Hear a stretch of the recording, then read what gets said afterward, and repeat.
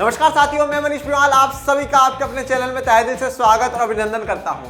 मैं उम्मीद करता हूं कि आप सभी शानदार, जबरदस्त और जिंदाबाद होंगे और आप सभी की कक्षा 12 की जो तैयारियां हैं वो बिल्कुल धमाकेदार चल रही होंगी। और इन्हीं धमाकेदार तैयारियों को और भी धांसू बनाने के लिए आज हम लोग पढ़ने जा रहे हैं कक्षा 12 की राजनीति विज्ञान में समकालीन विश्व राजनीति की किताब का अध्याय 4 सत्ता के समकालीन केंद्र कंटेम्प्रेरी सेंटर ऑफ पावर, उसका लेक्चर नंबर 6 है आज हमारा। ओके, हमने 5 लेक्चर कवर कर लिए हैं और आज के लेक्चर में हम लोग क्या कवर करने जा रहे हैं? चीन के साथ भारत के संबंध। ठीक है, भारत और चीन के जो संबंध है उनकी चर्चा आज हम लोग करेंगे। चलिए शुरू करते हैं आज के लेक्चर को।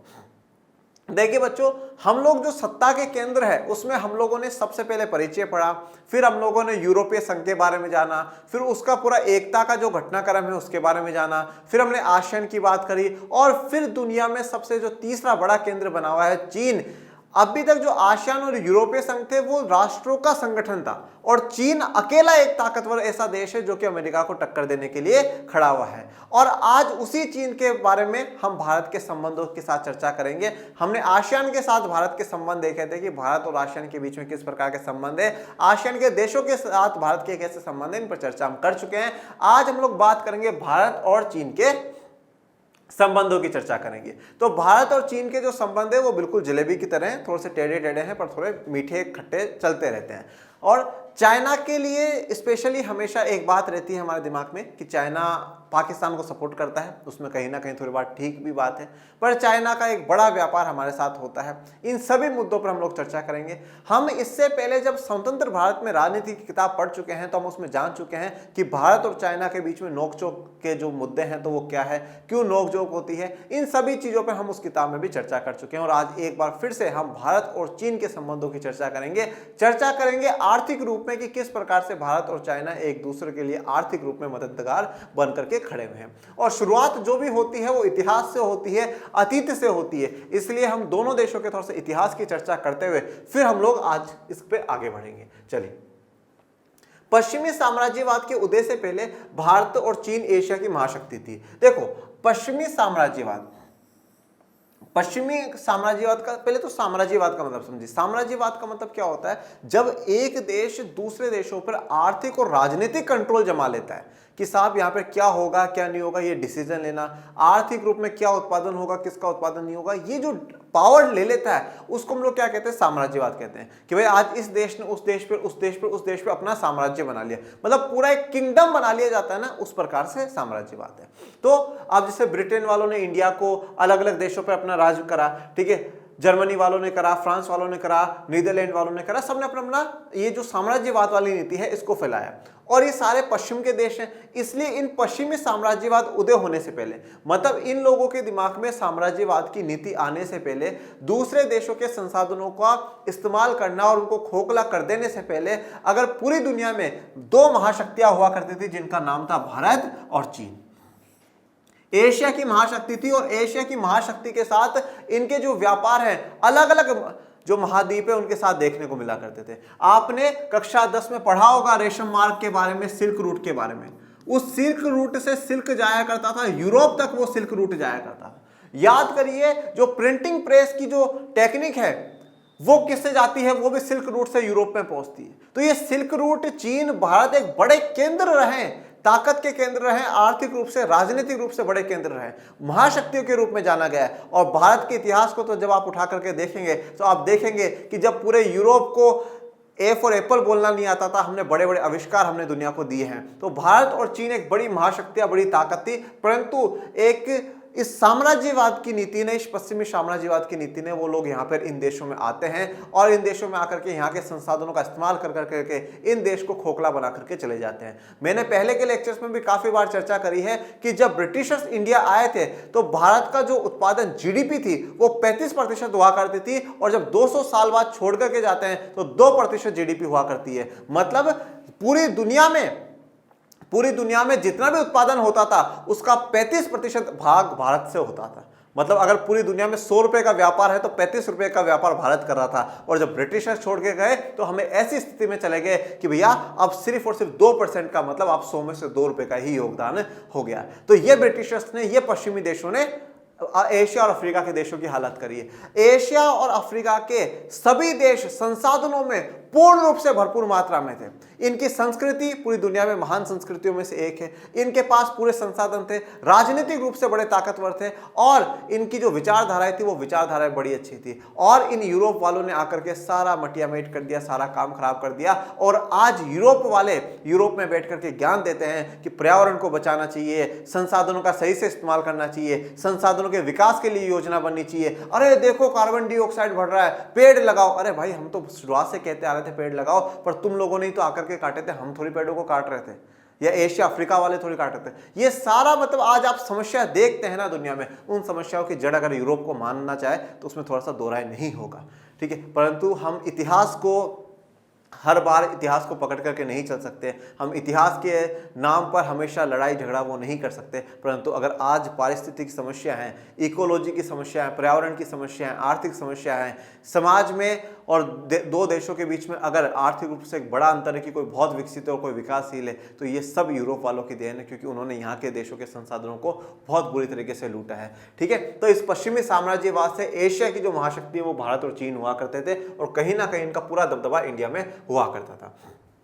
चीन का अपने आसपास के इलाकों पर भी काफी प्रभाव था, और आसपास के छोटे देश इसके प्रभुत्व को मानकर कुछ नजराना देकर चीन से रहा करते थे। और चीन का अपने आसपास के जो इलाके हैं उन पर भी काफी प्रभाव था, ठीक है, काफी प्रभाव था। और इसके प्रभुत्व को वो मानते थे, मतलब आसपास के कोई भी देश है, ठीक है, जो भी छोटे मोटे जो देश हैं वो सभी देश क्या करा करते थे कि इसका प्रभुत्व माना करते थे चीन का, कि हाँ भाई चीन हमारा मेन है। और उसको यहाँ पे नजराना देने का मतलब क्या है, थोड़ा बहुत कभी कुछ अमाउंट पे कर दिया, ठीक है, कि हाँ नहीं साहब हमारे लीडर हैं तो उसके लिए थोड़ा सा पेमेंट पे करके चीन शांति से रहा करते थे। ये यहाँ पर जो रिश्ता दिखाया गया वो भारत और चीन की दोस्ती का, फ्रेंडशिप का दर्शाया गया है। देखिए अब आपने पहले जब किताबों में 7th 8th तक आपने एक शब्द पढ़ा होगा, उस शब्द को मैं थोड़ा सा क्लियर कर देता हूं। वो शब्द था भारतीय उपमहाद्वीप। भारतीय उपमहाद्वीप, इसको कहा जाता है इंडियन सब कॉन्टिनेंट कहा जाता है। क्या कहा जाता है? इंडियन सब कॉन्टिनेंट इसको कहा जाता है। कॉन्टिनेंट या महाद्वीप का मतलब आप समझते हैं, जैसे कि ये हमारी पूरी पृथ्वी है, पृथ्वी पर दो चीजें हैं बेटा, एक जमीन है और एक जल है। जमीन वाले जो हिस्से हैं, जहां जहां पर जमीन है, उनको टोटल हमने 7 भागों में बांटा और उनको 7 महाद्वीपों का नाम दिया, जिसमें एशिया, अफ्रीका, यूरोप, उत्तरी अमेरिका, दक्षिण अमेरिका, ऑस्ट्रेलिया और अंटार्कटिका आते हैं। उसके बाद जो पानी वाला इलाका है उसको 5 भागों में बांटा और हमने 5 महासागरों का नाम दिया, 5 ओशियंस का नाम दिया। तो ये जो 7 कॉन्टिनेंट है, मतलब ये पूरे के पूरे जो महाद्वीप है, उन महाद्वीपों को दर्शाया गया।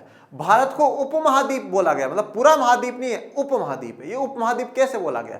देखो अभी जो महाद्वीप बनाए गए ये मतलब कहीं ना कहीं बिल्कुल एक आपको अलग पोर्शन देखने को मिलेगा। जैसे मैं आपको बताऊं, एशिया और यूरोप के बीच में अगर जो अंतर होता है वो एक यूराल पर्वत है बेटा, यूराल पर्वत है। उस यूराल पर्वत से ही डिफरेंस क्रिएट होता है कि हमें इधर वाला इलाका यूरोप का और इधर वाला इलाका एशिया का। इस प्रकार से कोई भी प्राकृतिक अगर बाउंड्री बन रही है, जैसे पहाड़ है, नदी है, तो उससे दो जो आप कह सकते हैं कि इन महाद्वीपों का बंटवारा मान लिया जाता है।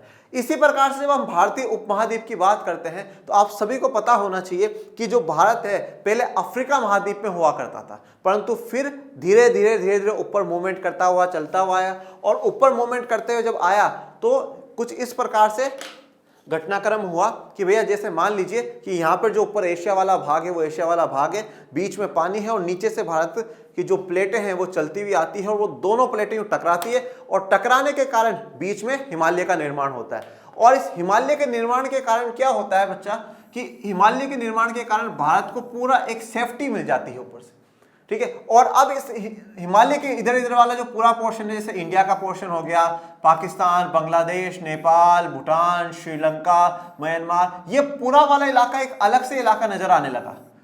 ये पूरा वाला इलाका एक अलग से इलाका नजर आने लगा, और पहले सब कुछ भारत का ही था, ठीक है। यह पूरा इलाका अलग से नजर आने लगा, जैसे कि एक महाद्वीप नजर आता है। इस प्रकार से इसको फिर भारतीय उपमहाद्वीप या इंडियन सब कॉन्टिनेंट का नाम दे दिया गया कि ये भारतीय उपमहाद्वीप है, इंडियन सब कॉन्टिनेंट है, क्योंकि यहां पर भी एक प्राकृतिक जो पर्वत है, जिस जो हिमालय है, वो हिमालय क्या कर रहा है, बिल्कुल अलग से दर्शा रहा है। ये उसका पोर्शन कर रहा है कि साहब ये पूरा वाला एक महाद्वीप है, परंतु उसको महाद्वीप ना मान करके सब कॉन्टिनेंट उपमहाद्वीप माना गया है। तो भारत की लोकेशन हमेशा एक जो है गजब की जगह रही है।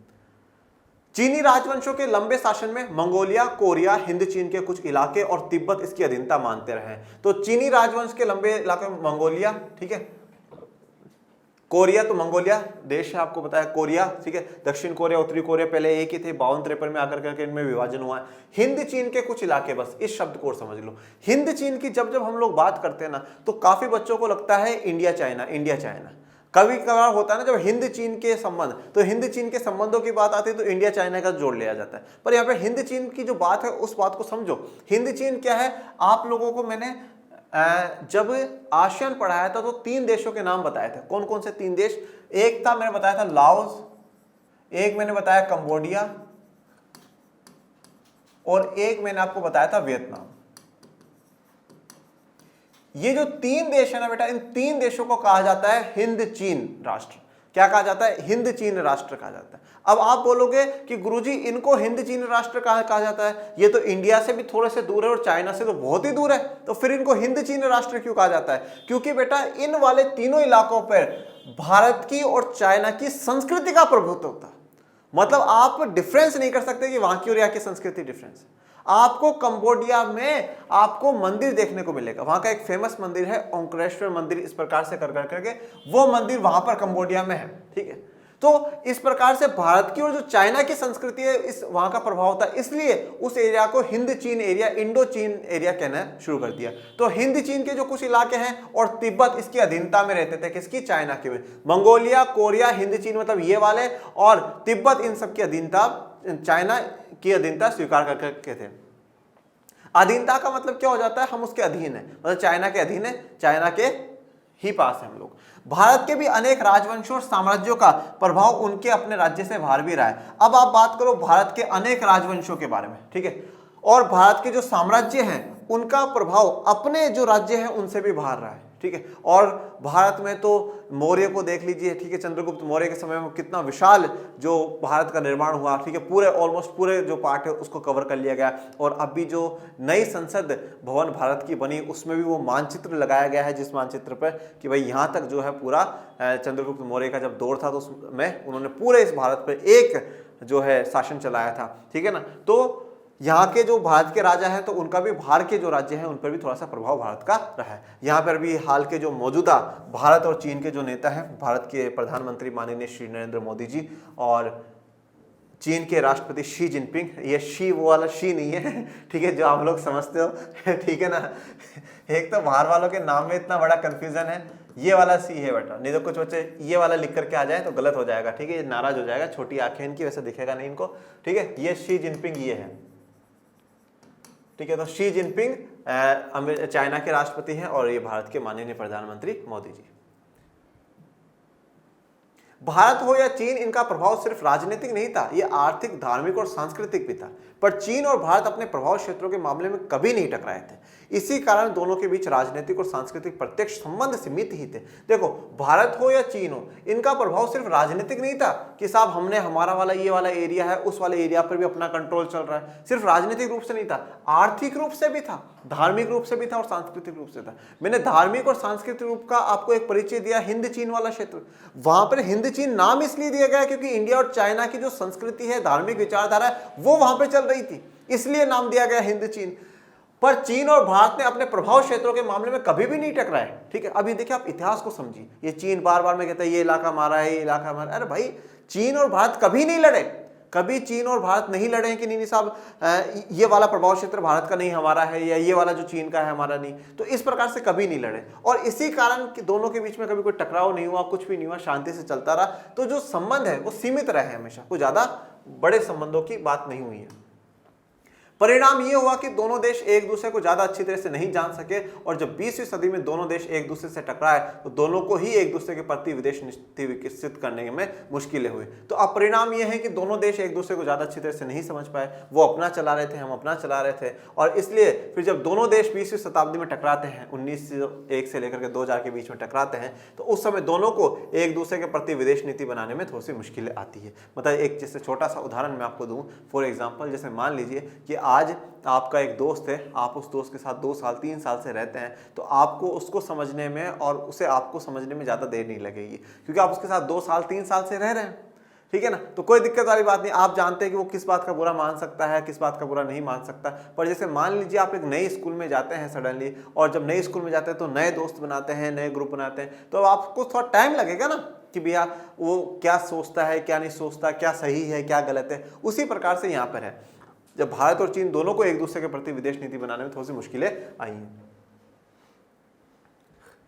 अंग्रेजी राज से भारत के आजाद होने और चीन द्वारा विदेशी शक्तियों को निकाल बाहर करने के बाद यह उम्मीद जगी थी कि ये दोनों मुल्क साथ आकर विकासशील दुनिया और खास तौर से एशिया के भविष्य को तय करने में महत्वपूर्ण भूमिका निभाएंगे। जब दोनों ही देशों पर से पश्चिमी साम्राज्यवाद का शासन खत्म हुआ, उपनिवेशवाद का जो शासन है वो खत्म हुआ, तो दोनों ही देशों को अब ये उम्मीद थी कि ये दोनों ही साथ आकर के विकासशील दुनिया, मतलब एक विकासशील दुनिया बनाएंगे और खास कर करके एशिया के भविष्य में एक बड़ी महत्वपूर्ण भूमिका निभाएंगे। देखिए, एशिया के भविष्य में तो दोनों का एक बड़ा इंपॉर्टेंट रोल है, इस चीज को तो स्वीकार करना होगा। चीन का भी बड़ा रोल है और भारत का भी बड़ा रोल है, और भारत खुद एक बड़ी आर्थिक अर्थव्यवस्था बनने जा रहा है, एक बड़ी अर्थव्यवस्था बनते जा रहा है, लगातार निरंतर जो है भारत ग्रोथ करता हुआ जा रहा है। और एशिया के जो देश जहां थोड़ा सा विकासशील जो पिछड़ापन है उनको साथ लेकर करके भारत चल रहा है। कुछ समय के लिए हिंदी चीनी भाई भाई का नारा भी लोकप्रिय हुआ। सीमा विवाद पर चले सैन्य संघर्ष ने इस उम्मीद को समाप्त कर दिया। अब देखिए, अब आप सभी ये सारी जो बातें हैं वो स्वतंत्र भारत की राजनीति की किताब में पढ़ चुके हैं, ठीक है, कि 1950 में भारत का संविधान लागू हुआ, उसके बाद 1951-52 में चुनाव हुए, प्रधानमंत्री हमारे माननीय जवाहरलाल नेहरू जी बने, और जब जवाहरलाल नेहरू जी प्रधानमंत्री बने तो उनका थोड़ा सा चीन पर ज़्यादा ही विश्वास था।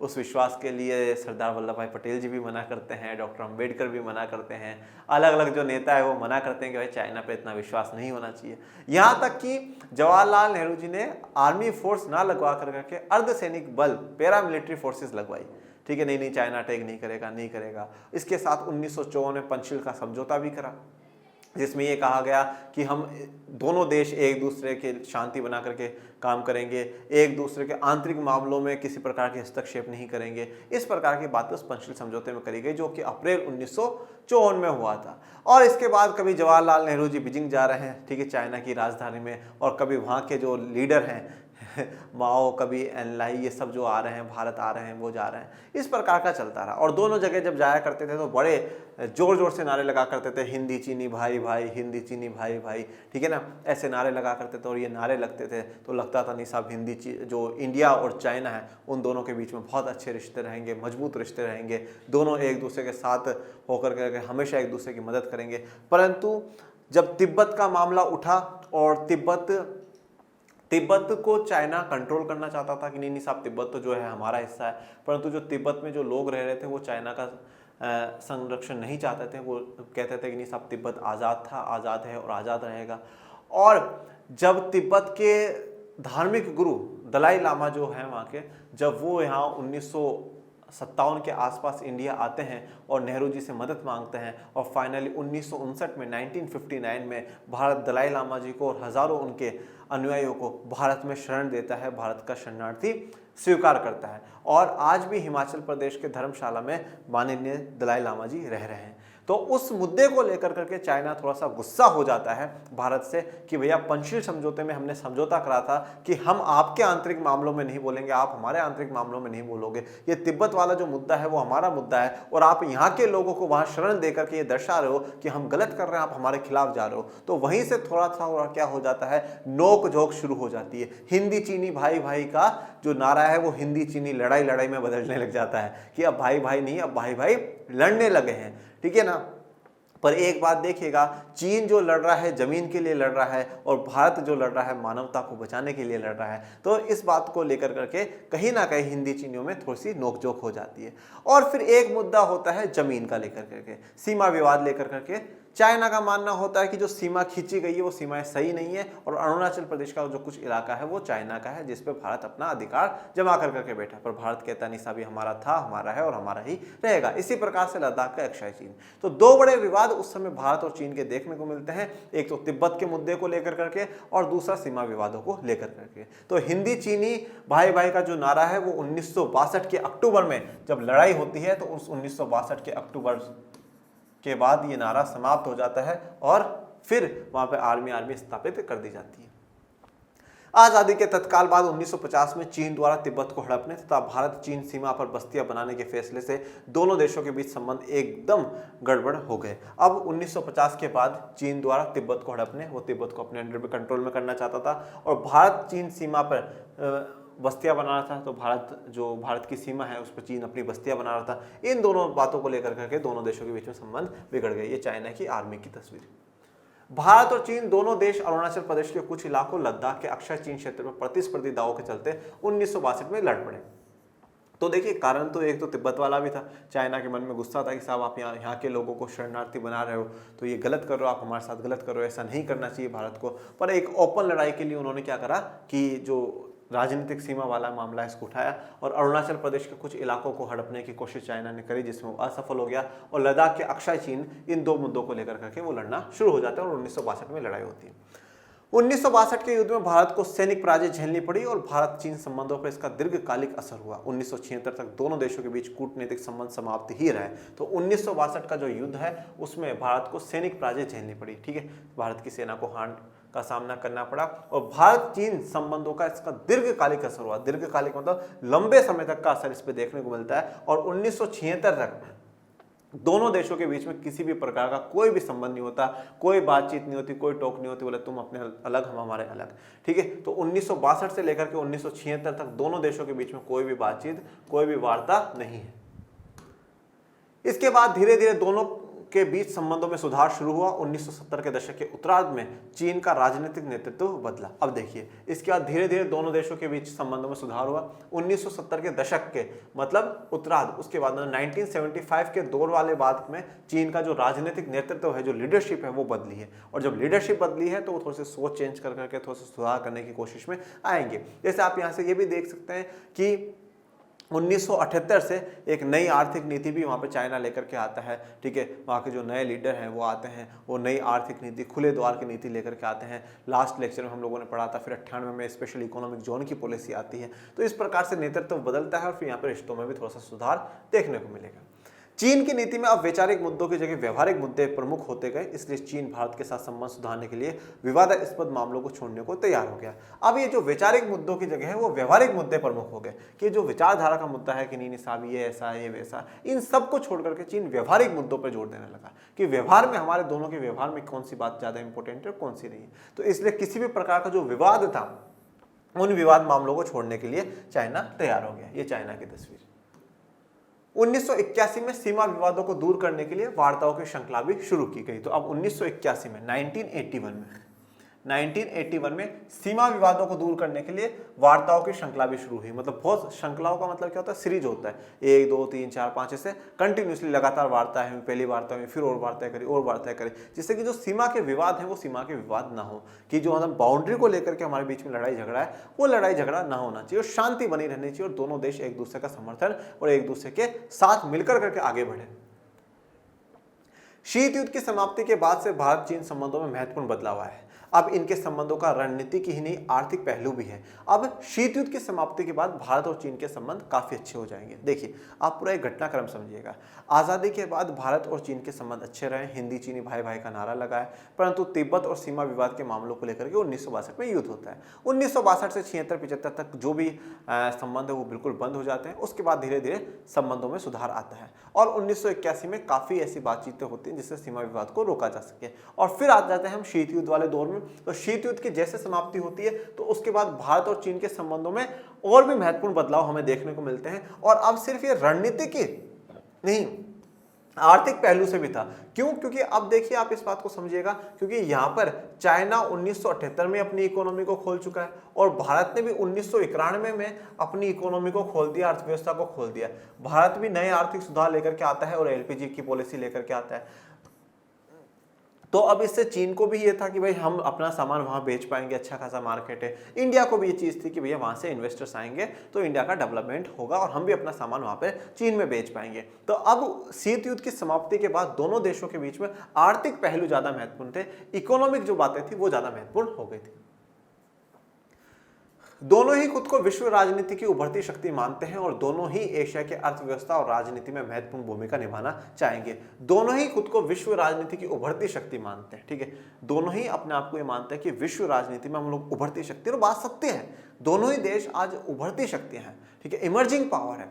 चाइना भी है तो इंडिया भी है। जैसे मैं आपको उदाहरण के तौर पर बताऊं, चाइना तो 1991 तक के दौर तक ये स्थिति है कि वो काफ़ी आगे आ चुका है। 1978 से 91 में उसने काफ़ी तरक्की कर ली है। भारत की बात करूं तो भारत इस 1947 से 91 के दौर तक कितने ही तो वो युद्ध लड़ चुका है, पर भारत मजबूती के साथ खड़ा हुआ है और इस प्रकार से पूरी दुनिया को उसने दिखाया कि साहब हम लोगों ने दोनों गुटों से अलग रहकर करके, ठीक है, एक गुट निरपेक्षता की नीति को भी अपनाया। हमने किसी का पक्ष भी नहीं लिया, किसी का विपक्ष भी नहीं लिया।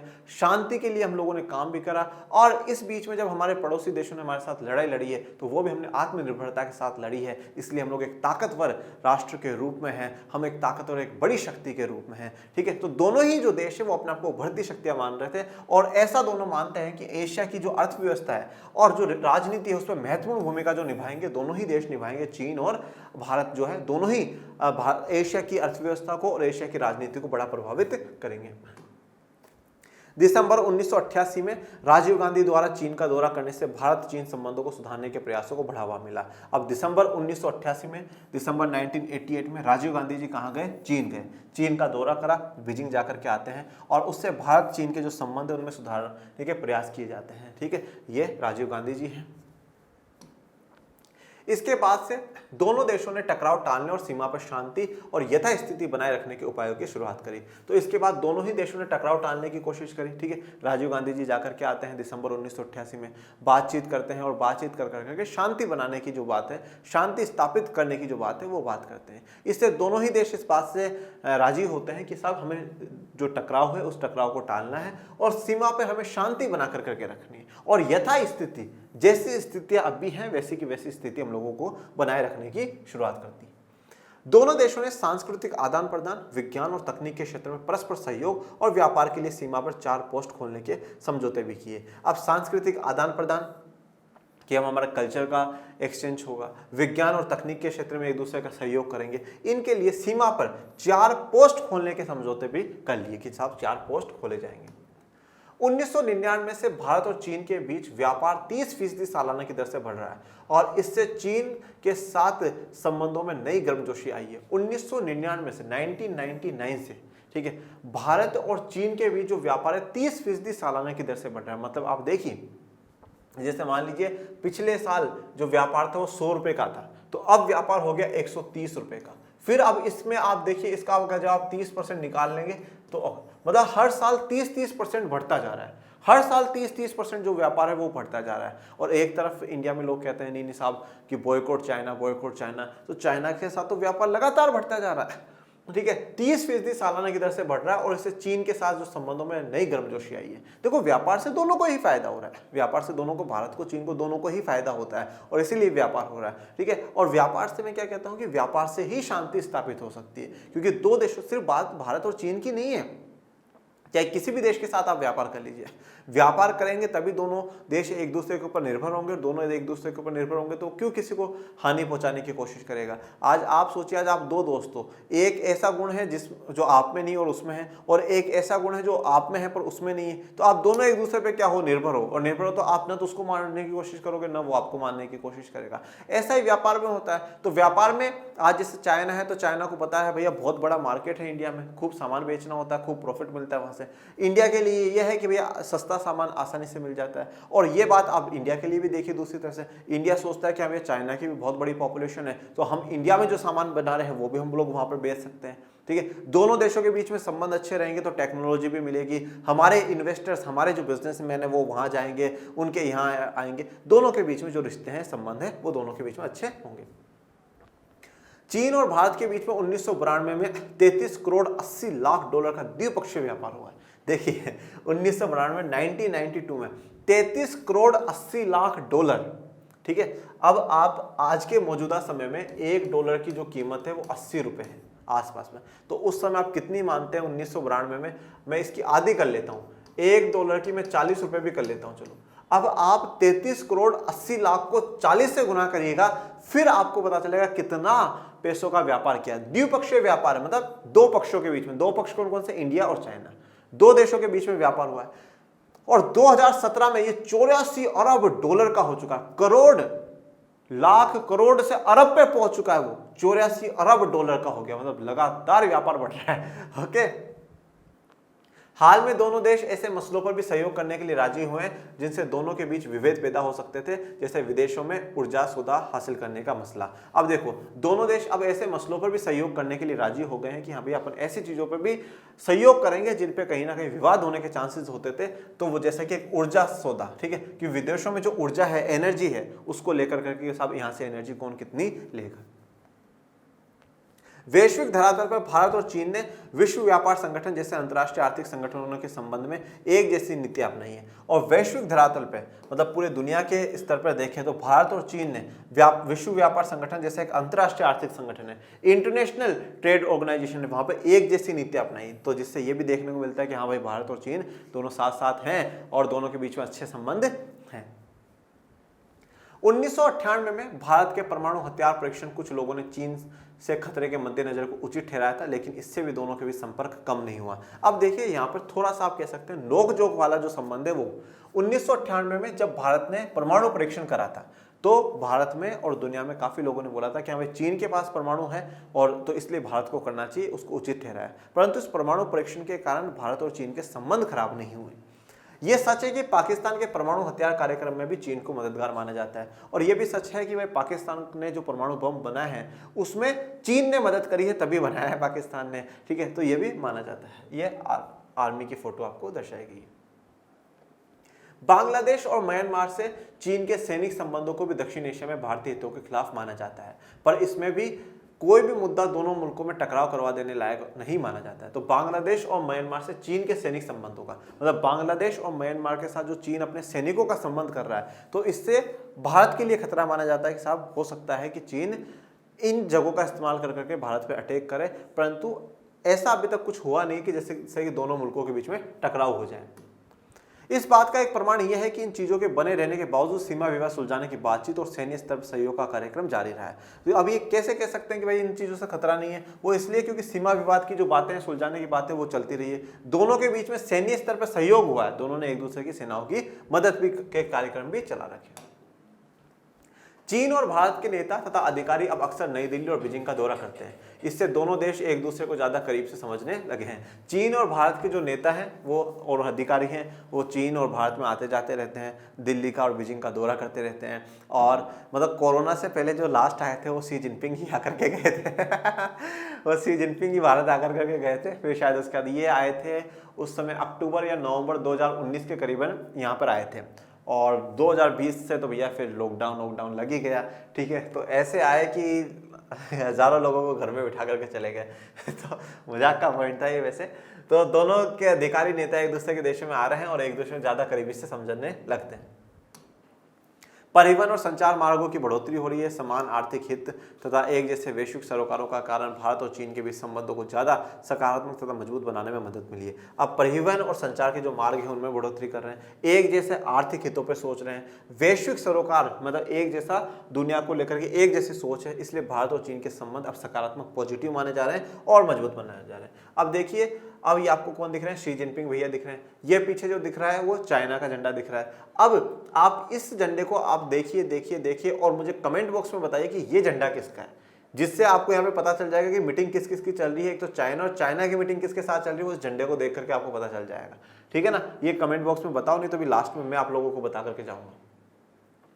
हालांकि हाल के समय में दोनों देशों के बीच संबंधों में गिरावट आई है। इसके कारण सीमा विवाद, चीन पाकिस्तान आर्थिक गलियारा और संयुक्त राष्ट्र में आतंकवाद विरोधी भारतीय प्रस्ताव के विरुद्ध चीन द्वारा पाकिस्तान को समर्थन देना आदि है। अब हाल के थोड़े से दिनों में वापस थोड़ी सी गिरावट आई है। क्या कारण है? एक तो सीमा विवाद, चीन पाकिस्तान जो आर्थिक गलियारा है भाई, चीन जो पाकिस्तान को सपोर्ट देता है, संयुक्त राष्ट्र में आतंकवाद विरोधी भारतीय प्रस्ताव के विरुद्ध मतलब जो आतंकवाद को समर्थन देता है चाइना, इन सबको लेकर करके थोड़े से मामले गर्म है अभी। तो इसी के साथ जो हमारा आज का लेक्चर है वो भी कंप्लीट होता है। और वो जो झंडा था वो यूरोपीय यूनियन का था, यूरोपियन यूनियन का, यूरोपीय संघ का झंडा था, ठीक है ना। वो 12 स्टार्स अगर आप लोगों ने पहचान लिए हो तो, और पीछे ब्लू था और उस पर 12 स्टार्स थे, ठीक है। अब वैसे ऑलमोस्ट ये अपना जो चैप्टर है वो पूरा कंप्लीट हो चुका है, पर अभी हम लोग पढ़ेंगे बॉक्स में जापान और दक्षिण कोरिया का दे रखा है, इनको कवर करने की हम लास्ट लेक्चर में कोशिश करेंगे। उसके बाद हमारा ये चैप्टर भी खत्म हो जाएगा। आपके मन में आज के लेक्चर को लेकर करके कोई डाउट, कोई मन में शंका हो तो आप पूछ सकते हैं। और आज का लेक्चर आपको कैसा लगा वो भी बताइएगा। और बच्चों प्लीज़ पढ़ते रहिए, आगे बढ़ते रहिए और इस चैनल को भी ज़्यादा से ज़्यादा आगे बढ़ाते रहिए, ओके। और डिस्क्रिप्शन में टेलीग्राम चैनल का लिंक दे रखा है, उसको भी ज्वाइन कर लीजिएगा और पढ़ते रहिए, आगे बढ़ते रहिए। मिलेंगे नेक्स्ट लेक्चर में, तब तक के लिए थैंक यू सो मच। जय हिंद, जय भारत।